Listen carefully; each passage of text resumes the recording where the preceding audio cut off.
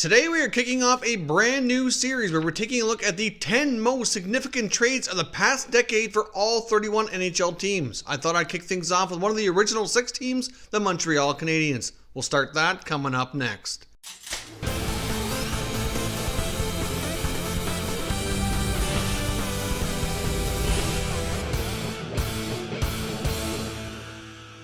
Welcome back to another video here at Top Shelf Hockey. As I mentioned, today we're starting a brand new series. So I'm going to list off to you who I feel were the 10 most significant trades for each franchise of the past decade. So that's 2010 all the way up to 2020. Obviously, some of these trades had more impact than others. And in Montreal's case, they certainly had a lot of significant players come into town and leave town here as well. Now, I'm not going to rank these trades in order of significance. We're going to go by date, so in chronological order. But I'd love to hear some comments from you down below. Which one of these trades you feel is the most significant trade of the past decade for this NHL hockey team? Now let's dive in here and get started with the first one, which takes us all the way back to 2010, where the Montreal Canadiens traded goaltender Jaroslav Halak to the St. Louis Blues in exchange for forward LARS ELLER and Ian SCHULTZ. At this point, Montreal was kind of going with a 1A, 1B scenario with Carey Price and Jaro Halak, and many felt that one of them should be moved for more of an opportunity for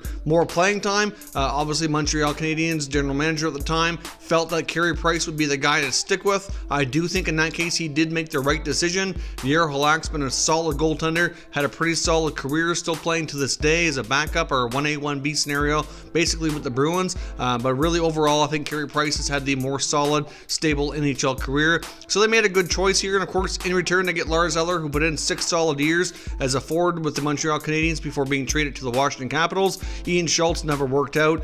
You might be able to debate whether or not they get a good enough return. Obviously ELLER was primarily a middle 6 center iceman for the Habs, which he currently is today with the Capitals, typically a third line player for the most part. So as far as the return goes, you might be able to argue how well they did, but either way I think they kept the right goalie here, and this trade signified the dawn of the 100% sure of Carey Price being the main guy for the foreseeable future, and it was certainly the right choice in my opinion by the Habs.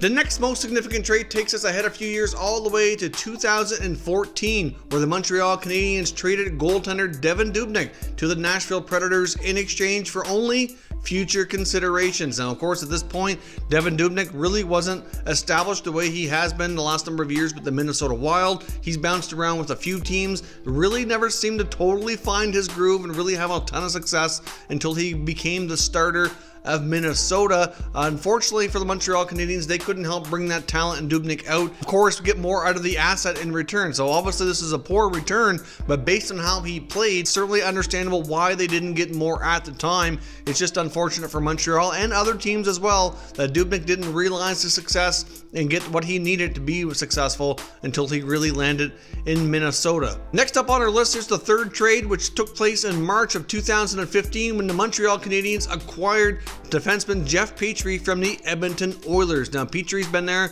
for 5 years now and has been a solid member of their blue line, a great puck-moving defenseman. It was a great addition here by the Montreal Canadiens. Now, of course, they gave up 2 draft picks to make this acquisition. They gave up a 2015 second-round pick, where the Edmonton Oilers did select Caleb Jones. Caleb Jones looks like he's going to be a decent NHL defenseman in my opinion. Not quite, the regular player for the Oilers that they hoped he would be, but still has a lot of potential. Of course, he's the younger brother of Seth Jones and certainly has a ton of potential, but pretty good draft selection there by the Oilers. And of course, they also got a 2015 5th round pick, which was a conditional 5th, which upgraded to a 4th, and they ended up selecting another player who never turned out to be an NHL player. So overall, Montreal to give up 2 picks for a defenseman like Petry, still in his prime years, I thought was a terrific addition. I'm sure at this point, the Oilers, even though they got 2 picks for Petry at the time, probably wish they had gotten more out of this deal.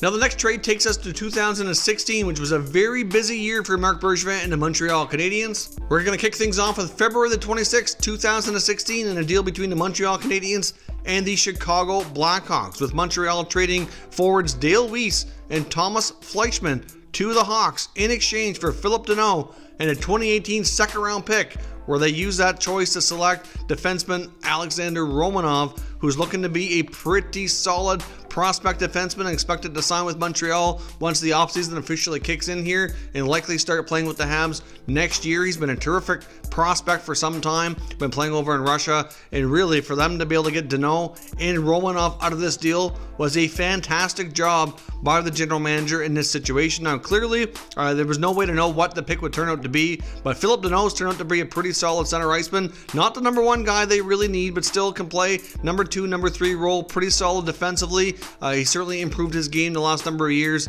and even though at one point, I was a little bit critical of them trying to have him be the number 1 center, because I don't think he's cut out for that, but he has proven to be a great center iceman in a very, secondary type of role. Solid 200-foot game. The next trade takes us to the summertime of 2016, June the 29th, which was a blockbuster deal, which saw the Montreal Canadiens trade defenseman PK Subban straight up 1-for-1 to the Nashville Predators in exchange for defenseman Shea Weber. Now, I know early on, many people criticized Bergevin for this deal. I was critical of it because PK was much younger and a lot more offensively gifted, at least at that point in time. Of course, he had won an Norris Trophy. Weber's always been a very well-respected defenseman, somebody I've been a huge fan of his entire career, but based on his contract and the fact that he was, a fair bit older, I at the time did not really think this deal was great for Montreal, but it appeared evident that PK Subban was on his way out of town with the Habs. His personality just seemed to be too big, didn't quite fit with their culture, had numerous fights with teammates. It just wasn't going to work long-term for PK in Montreal, unfortunately, and on this deal worked out quite nicely now, though. Looking back on it in retrospect, Shea Weber's turned out to be their team captain, and even though he's battled some injuries, he's been a terrific defenseman and leader for them. Meanwhile, PK had a couple of years of good hockey in Nashville and is now starting to flounder. His production has dropped off dramatically. He's been moved on from Nashville to New Jersey. Wouldn't be shocking to see him moved again. So right now, I think we can say Montreal did win this deal. And if they would have been stuck paying PK Subban that $9 million deal this entire time and his production fell like it has with the other teams, they certainly would not be happy and they'd be being criticized for the contract instead of the trade. Our next trade takes us to the summer of 2017, almost exactly 1 year later, where we saw them trade prospect defenseman Mikhail Sergachev, a first-round pick of the Habs in 2016, to the Tampa Bay Lightning in exchange for forward Jonathan Drouin, who of course had a ton of talent, had a solid junior career, but really had been fighting for playing time in Tampa, had a bit of a holdout situation. Wasn't a huge shocker to see Drouin on the move.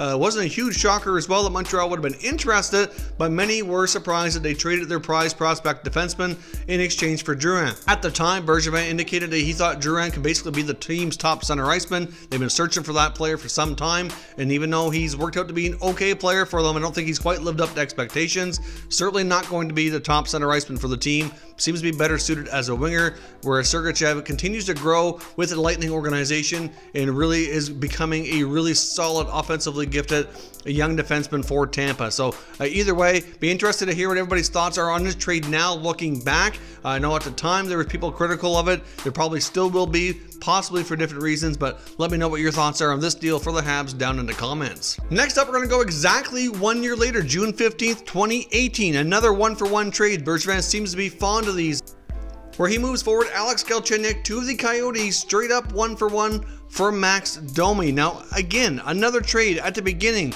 that did not look great, in my opinion, for Montreal. Not a shocker here that Galchenyuk was moved.